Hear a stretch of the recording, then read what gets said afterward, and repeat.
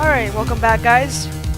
We're at the second half of the last episode in the Japanese version of this game. We just finished the trial for the death of Robert Hammond, and we know that the shop caretaker is indeed Yanni Yogi, and he confessed to his crimes. But now, Edgeworth has gone in and confessed to the crime of 15 years ago. He's saying he killed his dad. Here we're going to prove that he's wrong and prove his innocence once and for all. So here we go. I'm sorry, Wright. I've wasted all of your effort. Mr. Edgeworth, I don't believe it, pal. I mean, you killed your dad? I didn't want to believe it myself, detective. But it's the truth. I deserve to be punished. Murder is murder, no matter what the circumstances. This is crazy. Just crazy. Nick, what are you doing? Huh? Oh. I was just reading through the court records once more. I'm getting my case ready. Your case? For what? Huh? Isn't it obvious? I'm going to prove that Miles Edgeworth is innocent. What are you talking about, pal? He just admitted to it. He confessed that he did it in court. I'm sorry, Edgeworth, but I don't believe you're a nightmare. What? It's just a dream. It's not real. The truth is right here in this court record. In any case, tighten your belts. The real fight is just beginning. I'll prove you're innocent. Trust me. Right.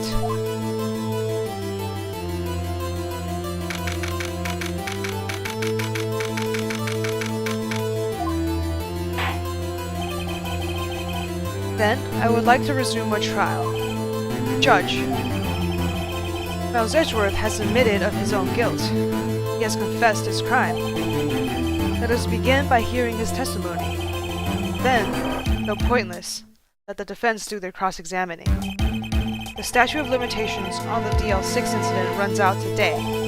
Though it's unconventional for me, I like to run this one by the book. I see. Does the defense have any objections? No, Your Honor. On karma. You knew this was going to happen from the very beginning, didn't you? Very well. Will Miles Edgeworth take the stand?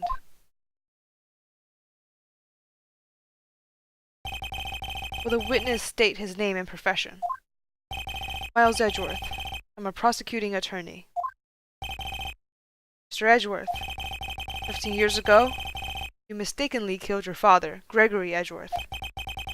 Is this correct? It is correct. And testify about this matter to the court. When Edgeworth was telling me about his dream yesterday, I noticed something. One detail didn't quite fit. That will be the key, but only if I can get it to work. Please, please. The DL6 incident. That day, I had gone to the courtroom to observe one of my father's trials. As we went to leave, an earthquake struck, trapping us in the elevator. My father and Mr. Yogi lost their composure and began to argue. Just then, something heavy fell at my feet. I picked it up and threw it at Mr. Yogi. I wanted them to stop fighting. A moment later, there was a single gunshot, then a scream. It was a terrible scream. I remember it to this day. That's all. And, until now, you thought this memory was a dream? We were stuck in that elevator for 5 hours. The oxygen in the elevator ran out, and I lost my memory of the events. Bah, the same claim Mr. Yogi has made. Very well. Mr. Wright, your cross-examination, please. Yes, Your Honor.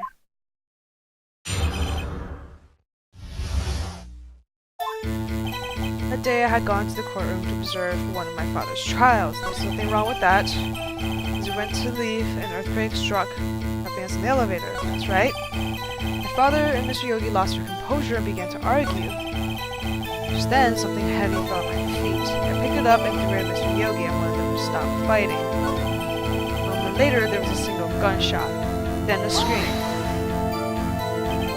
Gun fired once? Yes. I think after I threw it, I lost consciousness. Since then, they've echoed in my head every day. That gunshot and that horrible scream. The scream. It was a terrible scream. I remember it to this day. So the single gunshot, because the case file says, the case summary says, the murder weapon was fired twice. So the fact that he heard 2 gunshots doesn't make sense. Are you sure you only heard 1 gunshot? Yes, I'm sure of that. I heard the shot, and the scream, and everything faded.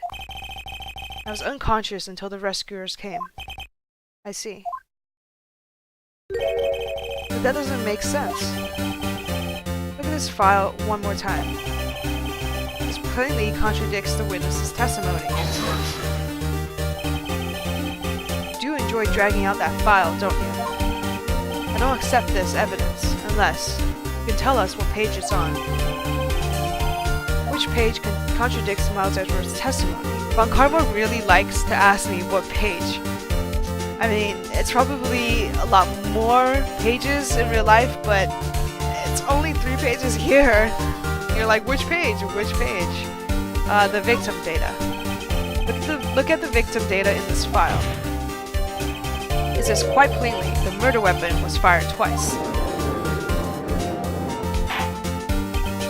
Miles Edgeworth only heard 1 gunshot, yet the murder weapon was fired twice. The first shot was the accidental firing when the pistol was thrown.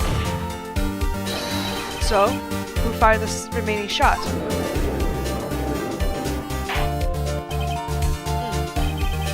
Was there perhaps another shooter who fired that second shot? Your Honor, as I'm sure you're aware, the incident occurred 15 years ago. The evidence is dated. The pistol did fire twice. However, we do not know when the second shot was fired. It might have been fired the day before the incident. There's no proof that the second shot had anything to do with this incident. What? I see. You do have a point, Mr. Wright. The murder weapon was fired twice, as we have heard. One of those shots was fired by the defendant, the boy at the time. Do you have any proof that the other shot fired had something to do with the case? I do. Your Honor, I think I'll be able to show you proof. What? Impossible. Now, Mr. Von Karma, save your surprise for after you've seen the evidence. Very well, Mr. Wright. Show us your proof. You have evidence that the second firing of the pistol is related to this incident. Yeah, this photo. You can see there's a shot on the victim and a shot at the elevator door. Look at this photograph. This is a photograph of the scene of the crime 15 years ago. You can see that the victim lying there is Gregory Edgeworth. This proves the murder weapon was fired twice at the time of the incident. This photo proves it. So let me get this straight. This photo proves 2 shots were fired? Where? Your Honor, please. Please get a clue. Show the judge the contradiction in the photo. It's right here and right here. 2 bullets. I should be obvious, the contradiction is here. I see a bullet hole in the door. Your Honor, Gregory Edgeworth was killed by a shot from the pistol. Yet, there is also a bullet hole in the elevator door. We also know that the murder weapon was fired twice. Thus, someone other than Edgeworth fired the second shot. Order! Order!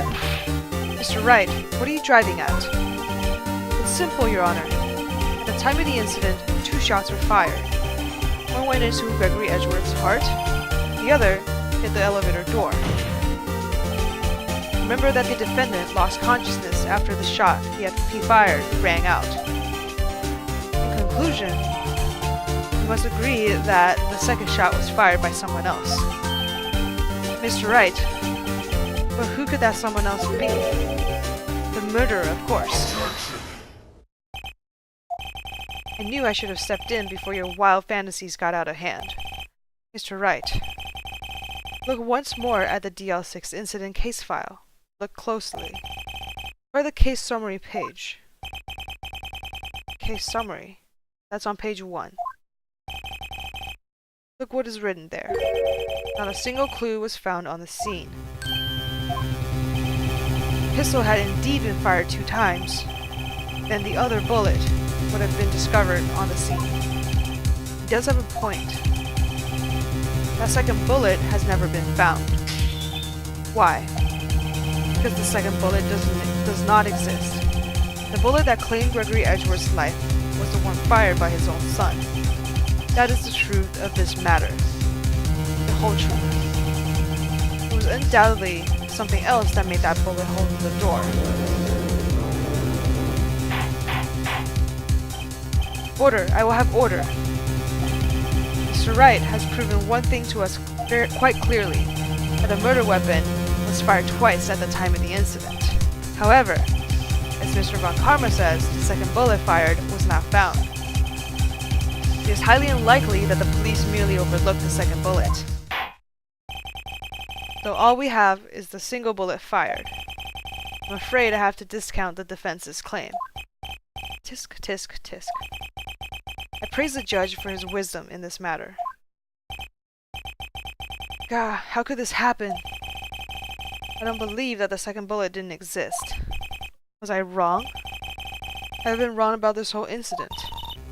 What are you doing, Nick? Why are you raising an objection? I'm sorry, Maya. What? It looks like I was wrong. Nick? The second bullet wasn't there, and all my conjectures are for nothing. No. You said you'd do it, Nick. You said you'd get Edgeworth declared innocent. I'm sorry. It's just, when I saw the photograph, I thought that 2 shots had been fired. I was so certain of it, I thought I'd won. I thought there was another person, someone else, who fired the killing shot. But now, I was wrong to think it would be that simple. This case has stood unsolved for 15 years. Nick. Well, it seems that we have finally cleared up this incident. Only 1 bullet was found at the scene of the crime. A shot was fired by Miles Edgeworth. Precisely. I would like to ask for one thing of Miles Edgeworth before passing my verdict. Have you been paying attention to the trial so far? Yes, Your Honor. Do you have any objections? No. No, I do not. You killed your father, though that was not your intention? Yes, I did. Oh no. He's confessing. Very well. The statute of limitations on the murder of Gregory Edgeworth runs out today. Therefore, I must pronounce the verdict on the defendant today, right here. Right now. Indeed. Does anyone have any objections? I've been here before. It's just like my first day in court. There's so many things I know I should be saying, but my mind's gone blank. Can't find the words. Mr. Wright, I have objection. Of course I have an objection. Your Honor, I object. Tisk, tisk, tisk. Mr. Wright, on what grounds do you object? Nick? I don't know. This case is perfect. Oh no. Must exist. Second bullet. What? What did you just say? Nothing. The second bullet must exist. But where? Someone took it. It seems waiting is not going to produce us any answers from Mr. Wright. Wait, Your Honor. The second bullet. It exists. What? But we've just heard proof that it did not exist. I realize that, Your Honor. I'm really grasping here. It's just someone took it from the scene of the crime. That's what happened. But who? The murderer. The murderer? Then tell us, just who is this murderer? I'm still thinking about that one. So the criminal took the second bullet. Why would he? Huh? First of all, how would he have found it? It's not easy to find a stray bullet, Mr. Wright. Was there some pressing need for the murderer to search for that bullet? The murderer had to find it. The murderer didn't need it. He didn't need it. Why would a murderer have spent the time to look for that stray bullet? Haven't got a clue. What's wrong, Mr. Wright? The murderer had no reason to take that bullet. We don't want to admit it, but it's true. Had to take it. Had to take it? The murder? What does that mean? You're thinking too normal. Think crazy. Don't think why the bullet was taken. Think why the bullet had to be taken. Mr. Wright. Yes, Your Honor. I have no idea what I'm doing. The murderer had no intention of taking the bullet from the scene. But, the murderer had to take that bullet. Had to, Mr. Wright? What do you mean? Well, for instance... For instance, what? Maybe the bullet, hit the murderer? The bullet hit the murderer? Just saying, for instance. I mean, if it hit you, you would have to take it with you, wouldn't it? Wouldn't you? It's not like you could perform surgery right there. You know?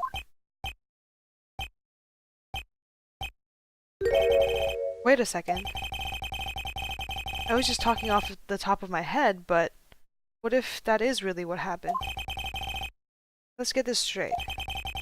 So at the time of the murderer himself was shot, and he left the second bullet still inside, thus leaving only one bullet at the scene of the crime? Yes, I guess that's how it would work, yes. But there's a problem with that. The other two people rescued from that elevator, Miles Edgeworth and Yanni Yogi, were both unharmed. So that would mean the murderer came from outside, yes. Yep. Now we're getting it. The two men fight inside the elevator. Trying to stop them, the boy picks up the pistol at his feet and throws it. The pistol discharges and the bullet goes through the elevator door and hits the murderer outside. The boy loses consciousness. Then, the murderer opens the elevator door and sees the men inside.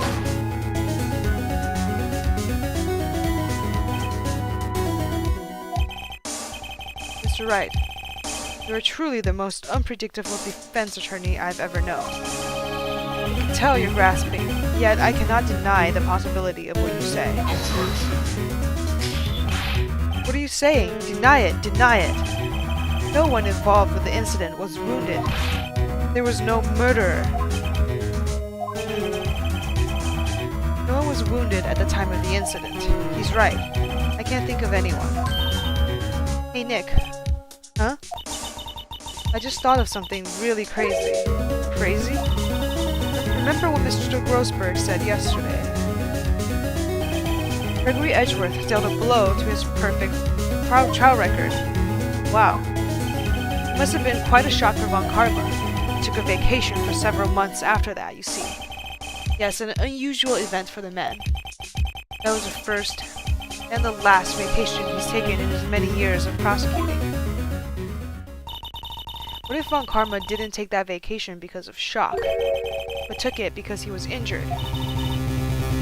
Which would only mean one thing. He was the murderer in the DL6 incident. He was the man who shot Gregory Edgeworth. It was Von Karma. Oh man. Something wrong, Mr. Wright? You seem dazed. No, Your Honor. Well, you have indicated the possibility that the murder came from outside.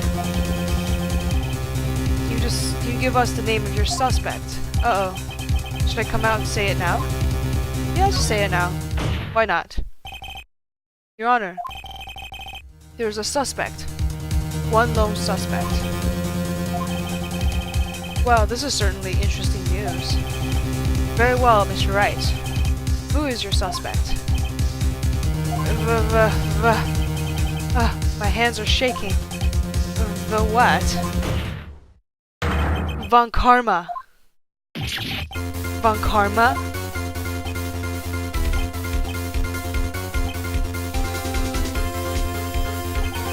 You mean the Von Karma? The prosecutor?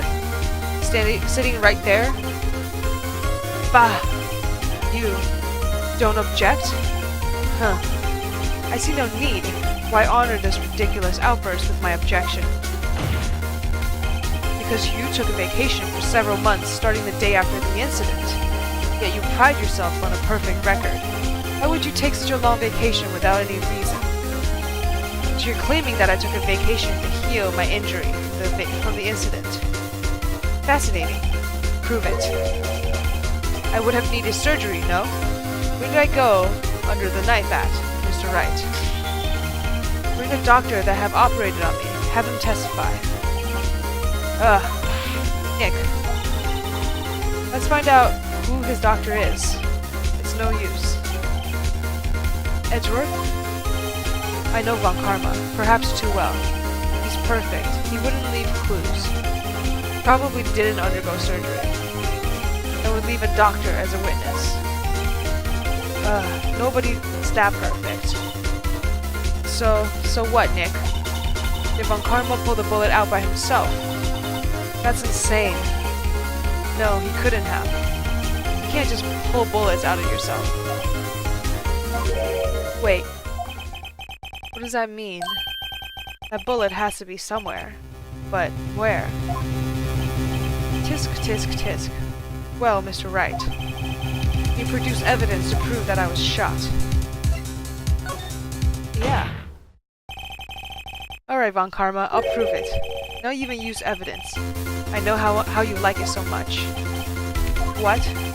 The evidence that proves Von Karma was shot is the metal detector, because he, like Edgeworth said, he probably didn't get a doctor, and he can't pull it out, so the bullet must be still lodged inside of him.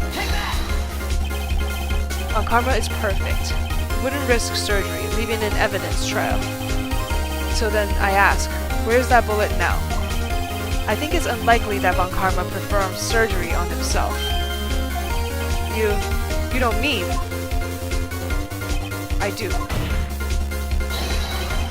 There's the possibility that the bullet is still inside Von Karma.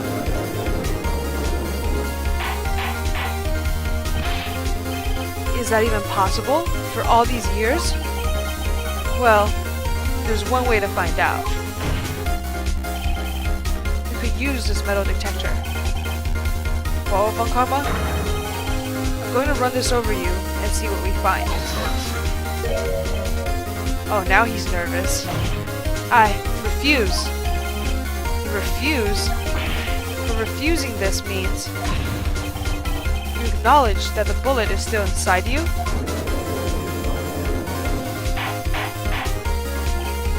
Order, order, order. Your Honor, the defense requests that we be allowed to use the metal detector. Judge, I call for a suspension of this trial. This is an invasion of privacy. The statute of limitations runs out on this case today. It was you who said we had to end it right here, right now. Enough. I permit the use of the metal detector. Mr. Von Karma, you will submit yourself to testing. Nick, what does this mean? I don't know. We have to give it a shot.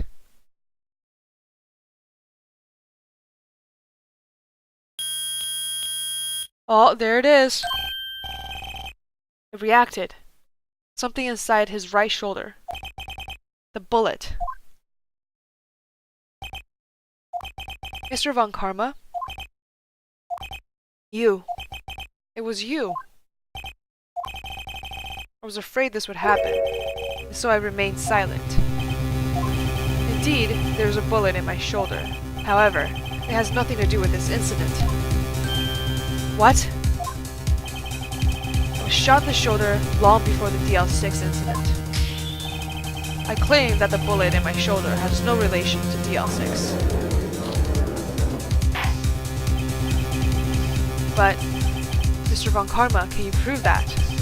Prove? I have no obligation to prove anything. It is you who must prove something here, Mr. Wright. Not I. Mr. Wright? Well, can you prove it? Can you prove that the bullet in Von Karma's shoulder was from DL6? Of course he can't. You don't have any of the DL6 evidence. That's because you took it out of the records room yesterday. With no proof, you cannot convict me of any crime. So sorry, Mr. Wright. No, I'm the one who's sorry, Mr. Von Karma. What? You were close. 1 day away from freedom. You see, I have proof. What? Who would have thought you would have dug your own grave trying to convict Edgeworth?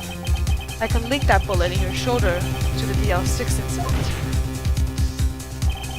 Here is my final proof. That bullet. That's a bullet? Where did you get that? This is a bullet used in the DL6 incident. This was taken from the heart of the victim, Mr. Gregory Edgeworth. The bullet is preserved quite nicely, with all the ballistic markings intact. Ballistic markings. You may recall the term. It came up in the first trial 2 days ago. Ballistic markings are the fingerprints of a weapon. All bullets fired from a gun are marked with that weapon's unique pattern. By examining the markings, you can tell which weapon fired the bullet. It's quite accurate. We have 2 bullets in our possession. One, the bullet removed from Gregory Edgeworth's heart. The other, Mr. Von Karma, is a bullet buried in your shoulder. You could analyze both bullets, then, if the markings matched, you would know that both bullets had been fired from the same gun. The very same pistol. In other words, the murder weapon that killed Gregory Edgeworth. Mr. Von Karma, you will let us remove the bullet from your shoulder. Then, we'll compare the ballistic markings to those on this bullet. And solve this case once and for all. Well, Mr. Von Karma? Ooh! Wow!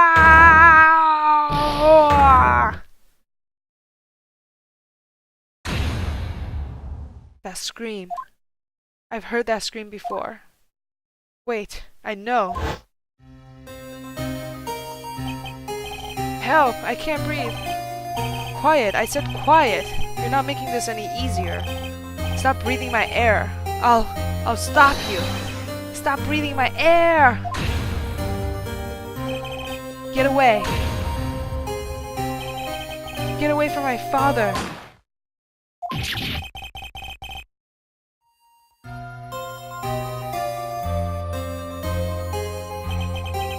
that scream I heard in the elevator 15 years ago.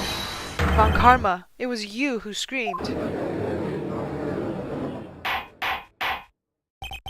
Mr. Von Karma? Oh, Edgeworth! Edgeworth! Only you would dare defy me. So, it was you. Oh, shoot. You and your father are my curse. Your father shamed me with a penalty on my record. You left a scar on my shoulder that would never fade. I'll bury you. I'll bury you with my bare hands. Death! Death! He's lost it. He's lost it. 15 years earlier. Mr. Chief Prosecutor, I am sorry. Von Karma, it's not like you to make this kind of error. I never would have thought that Edgeworth would be the one to catch you. I was careless. Sorry, but you will have to be penalized. I've covered for you in the past, but not this time. Edgeworth. Edgeworth! It was a shock like none I had ever known. Me? Penalized? It took hours for me to regain my composure. Suddenly, I found myself in the darkness. I was in the court records room. I must have wandered in there without thinking where I was going. The room was pitch black. The lights must have gone out. I went out in the hall and felt my way to the elevator. I pressed a button, and nothing happened. Then, there was a noise. I was in pain, a horrible, burning pain in my shoulder. Just then, the lights came back on. The elevator door opened before my eyes.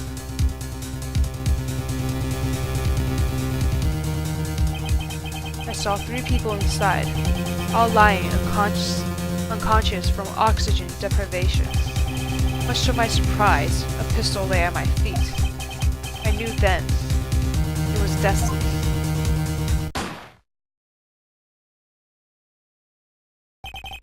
In his last moments, Gregory Edgeworth was still unconscious. He died, never knowing who had shot him.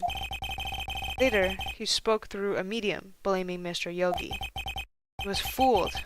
It was a perfect crime. Tisk, tisk, tisk. Who would have thought another man would have come to open that elevator door? Judge. What? What are you doing? Do your job. Bring an end to this miserable charade. Now, end it. Very well.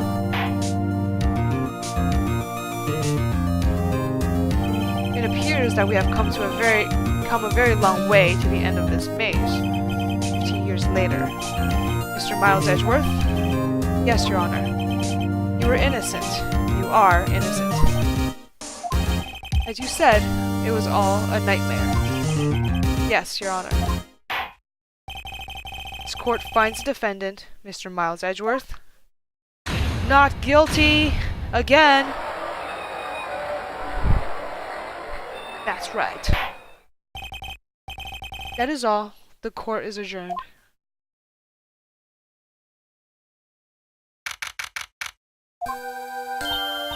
Nick, we did it. Did you see his face? Von Karma looked even paler than usual. Pretending to be all cool, but inside you crushed him, Nick. Crushed. I gotta say, I'm impressed. It was pretty close, though. I was sure we had it. I know, I was on the verge of tears the whole time myself. But now, it's all just a good memory. So it's finally over, Edgeworth. Right. Yeah? I'm not sure how to say this. I know. Try, thank you. I see. Thank you, right. You're welcome. I think you could have done better than that. Ugh, sorry. I'm not good at this sort of thing.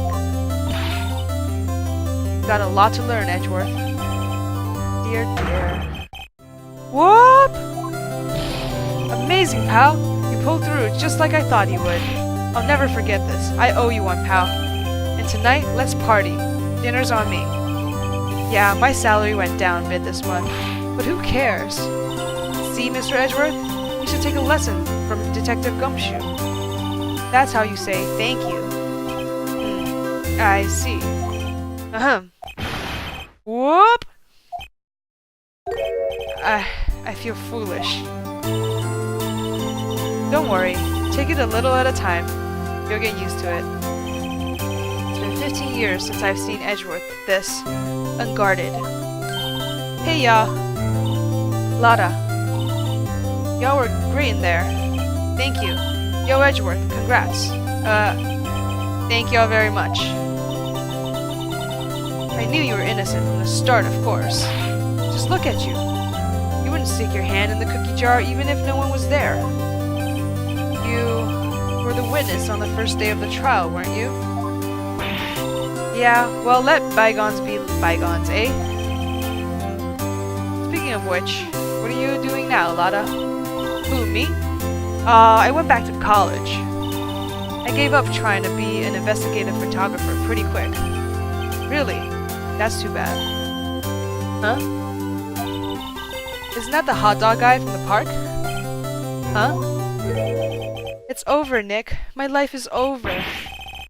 Why the sad face, Larry? What happened now? Oh, Nick, I'm not long for this world. You don't look sick. It's Kianse. She's going to live in Paris. Paris, Nick. She's leaving me behind. Larry. Yo, Edgy. There you are. Yes. Here I am. Congrats, Edgy. Here. A little gift from me. In celebration. Celebration? That's unusual for you. Harry Butts. Come along tonight too. My treat, pal. Huh? Thanks. Looking forward to it. Yo, Nick. That's the suit that questioned me. When it says treat, that's not police talk for prison food, right? Right? I think you'll be fine, Larry. Right. Yeah, what's up? That envelope that Larry gave me, it's got money in it. Well, yeah. That's not that strange. People give money away to celebrate sometimes. It's $38, right? Huh, what a weird amount. I mean, it's not a little, but it's not a lot either. 38 exactly? Nick! Wasn't that exactly the amount of lunch money that was stolen from Mr. Edgeworth in school? 38. No. No! Larry, it was you! What are you so surprised about, right? Huh? That he was absent from school, right? That day from school, right? But that doesn't automatically rule him out as a suspect. What? Think back to that day 15 years ago. Larry took the day off, but he was bored. He came into school anyway. And he saw the money lying there. And the rest is history. I never was good at history. Edgeworth. You didn't know, did you? I suspected. I just couldn't picture Larry protecting you like he did that day. Everyone else was saying you did it. The whole class was against you, remember? Yeah, too well. Right, you may not know this, but we used to have a saying back in school. When something smells, it's usually the butts. I know. Really right. I'm surprised you didn't figure it out. Well, this is sure an unexpected turn of events, eh? Edgeworth. You should have told me. Now, Nick. It was 15 years ago. Don't you think the statute of limitations has run out, Mr. Edgeworth? I'd say so, yes. There you have it. Where does that leave me? Became a defense attorney because of what you two did. Well, I'd call you a goody two-shoes to the extreme. Yeah. And you got worked up, and you get worked up too easily, too. Death! The death sentence for both of you. Man, if I had only known... Oh my gosh. Man, if I only had known, I'd have become a prosecutor. Same goes for me. only the other way around.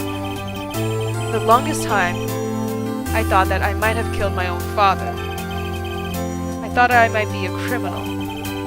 I became a prosecutor in part to punish myself. If I had known the truth, I might have become a defense attorney after all. Edgeworth. Want to switch, right? Hey y'all, line up. I'll take a photo. Hey, photo time, let's go. And after that, dinner on me. Detective Gumshoe took us out on the town that night. We celebrated Edgeworth's newfound freedom. Although, Edgeworth was still in detention. Wait, what? He wasn't let out? So we just celebrated without him? Whoa, I went a little overboard yesterday. My head hurts. Huh? It's still only 5. Maybe I should go back to sleep. What's this? A letter? Good morning, Nick. You were really impressive yesterday. Seeing you, it made me think about what I'm doing here. The spirit medium. Training, of course. I wanted to help Mr. Edgeworth, too. I wanted to help you. But I couldn't. It was useless. So I've decided to go back to my training. Become a full-fledged spirit medium, for starters. I couldn't say it to your face, so I left this letter. Goodbye, Nick. Goodbye? What time is it? Ah! The first train leaves the mountains. Have already left. To the station.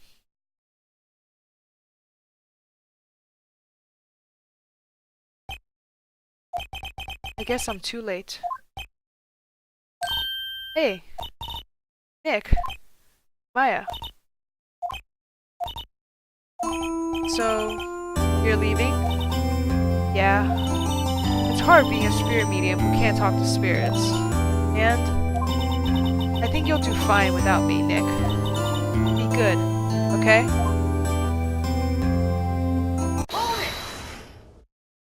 Objection! I object to you leaving. Wait. What? I never could have saved Edgeworth without your help. Huh?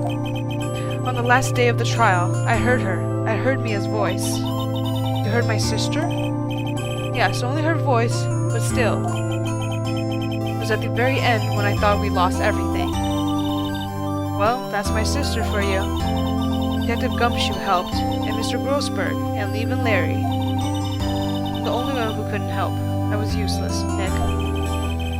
But you were the one who stopped Von Karma, Maya. I didn't do anything. All I did was wander around in a daze. Sorry, but I have evidence that you helped. Evidence? Show Maya some evidence to cheer her up. The bullet that you grabbed from Von Karma. That was decisive evidence. A bullet! Von Karma was convinced he had taken all the evidence pertaining to DL6. But you were the one who rescued the last piece of evidence we needed. It was a bullet that put an end to Von Karma. And you were the one who gave it to me. Nick. Thanks, Maya. I couldn't have done it without you. I'll be back soon. Huh? I'm going to complete my training and come back. Okay, I'll be waiting. Of course you will. You can't run that office by yourself. You're hopeless. I don't know about that. So, bye. Bye.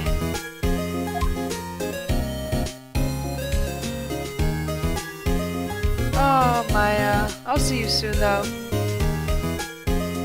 Thanks, Nick. Such a cutie. And so my story ends. Time to turn a new page. Say goodbye to the novice defense attorney that I once was. Now a new story begins. The same old crazy cast of characters. Like edgy.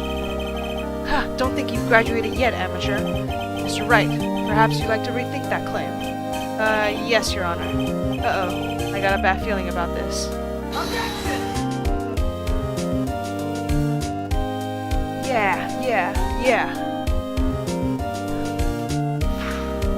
It was a good first series, you know? Hey pal, Mr. Edgeworth came down to the precinct to wish me a happy new year. Talk about a present surprise. Whoop! Detective Gumshoe! Then he hung his head low and ran right back outside. Kinda like he was embarrassed or something. Strange, huh? Of course, that's kind of out of character for him. But it's cute though.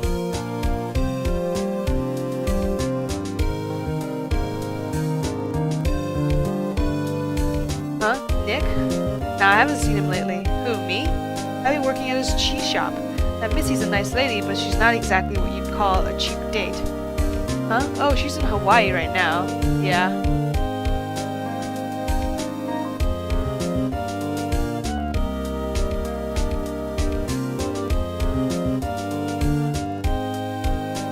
Who? Right? Yeah, I remember him. I hear he's been busy lately. You know, not to ring my own bell, but I sort of taught him everything he knows. I'm sure he's grateful.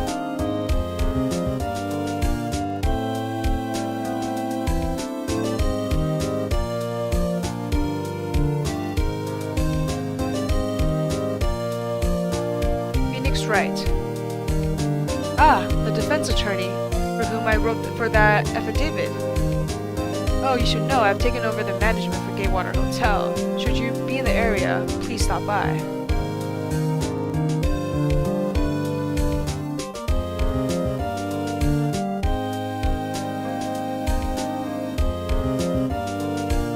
Aha! Oh, it's you. Phoenix Wright? Ah, yes, Mia's understudy. Was he not? I wonder how he's doing. Haven't seen him of late. Ah, the days of my youth, like the scent of fresh lemon, you see. Ah, it's been a long episode, guys.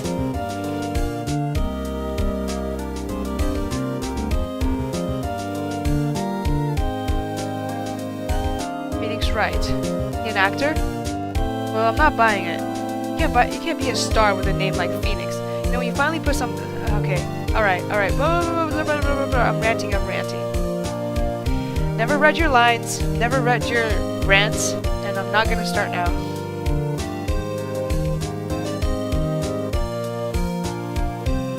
Pleased to announce the Pink Princess is a hit. I sure owe that Mr. Wright a great deal, sniff. Oh, and I'm keeping my face out of the public eye until the show's over. I wouldn't want to ruin any kid's dreams, you know. You're not that bad, Will. You're kind of cuddly. You're kind of cute. Like a big teddy bear.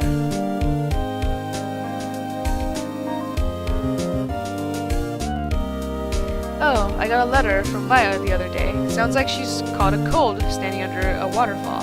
I wanted to visit but didn't have time, so I sent her over some Pink Princess trading cards. She said she can't buy them where she is. What kind of place is she living at anyway?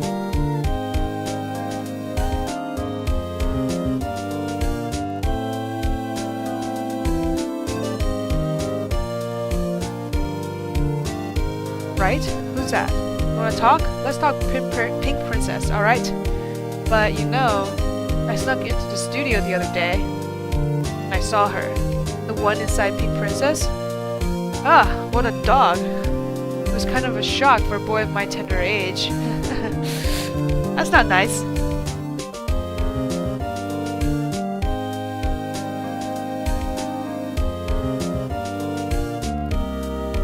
Yeah, I remember right. That lawyer guy. Me? I'm in training to become a paranormal photographer. You know that picture I took of everyone? Well, just behind them there was a ghost. For real. Now that's talent. I'm gonna be famous.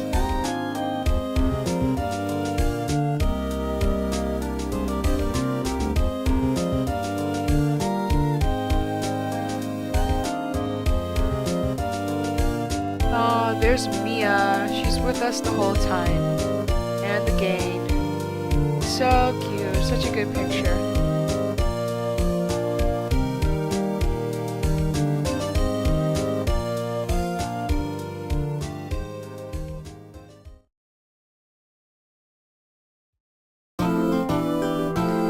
Alright, here we go.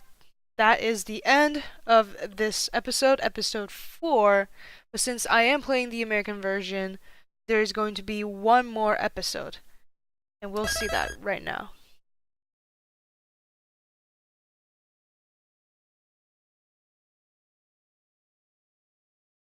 Yep. We just finished episode 4, Turnabout Goodbyes. So because I played that before, so it's already here in the chapter list, but it was like end, and then Phoenix will scream objection, and then there's one more episode. So that was pretty cool. But I'm going to pick that up in the next episode. Thank you so much for watching, and I'll see you next time.